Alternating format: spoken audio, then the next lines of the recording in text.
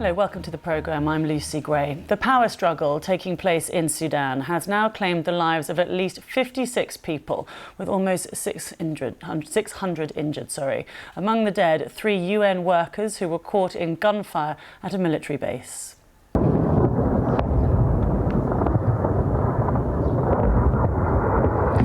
The United Nations Secretary-General has condemned the fighting between the army and another military group, the Rapid Support Forces. There are fears the violence will delay the planned transition to civilian rule in Sudan.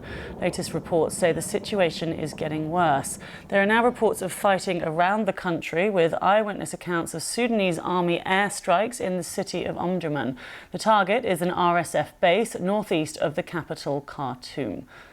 Well, Mohammed Othman from the BBC's Arabic service is in Sudan and sent us the latest by phone. Yes, the fighting is still continuing between the two parties, Sudan Army and Rapid Support Forces, in many parts of Khartoum, but the huge battle in army headquarters, Sudanese army headquarters in central Khartoum, where the presidential palace and other strategic sites in this area. According to eyewitnesses, the battle is very, very happy, and they use huge guns between the two fractions. Also, there is a report that the Sudan's army also attacked some military base belong to Rapid Support Forces in Omdurman and outside Khartoum, including Kasala, Port Sudan, East Sudan. Also in Darfur, there is the fighting was occurred today and continue like what happened last day. But the two parties claim that they control for the main strategic bases, but so the fighting is still continuing until now. Yes, it's quite hard to hear you actually, because the line isn't that great, but we'll persevere. Just explain, I think you were just saying it there, but each side have been making counterclaims about who controls important buildings, like we were hearing yesterday about who was controlling the airport and government buildings. Can you say anything more on that? Yes, the two parties are still claiming that they are controlling about the important building and important sites. But as I mentioned, the fighting still continue at this site, including army headquarters. There is a military base for the Rapid Support Force in Omdurman. Still, the fighting is continuing between the two parties. And what has it been like for you, Mohammed, there over the last 2 days in Khartoum, trying to go about your work? Yes, according to the situation in the ground, the fighting will continue because so far no one can get to the final point. The fighting still continue in all the parties. There's the same situation to yesterday, today. So I think the fighting between the two parties will continue for these weeks or days.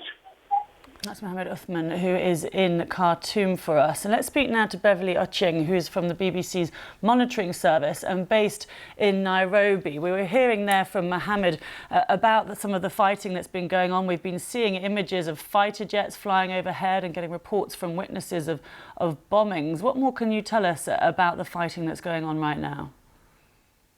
Well, some of the latest tallies that we're seeing from a prominent doctors' union is that nearly 70 people have been killed in just 2 days of violence.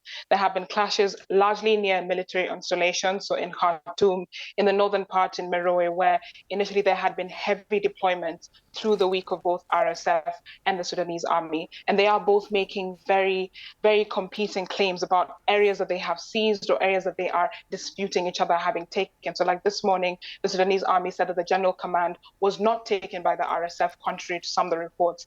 But it has been frustrating getting a true picture on the ground because state TV has just been playing music, peace music, unity music, and messages. And most of the media is only posting stuff on social media. And that's been the biggest point of news being able to come out through Sudan. Yes, and as you say, we do know that so many people have been killed and hundreds injured. We've been hearing from doctors on the ground calling for safe passage for ambulances and also calling for international aid for the hospitals in Khartoum and the areas which are being affected.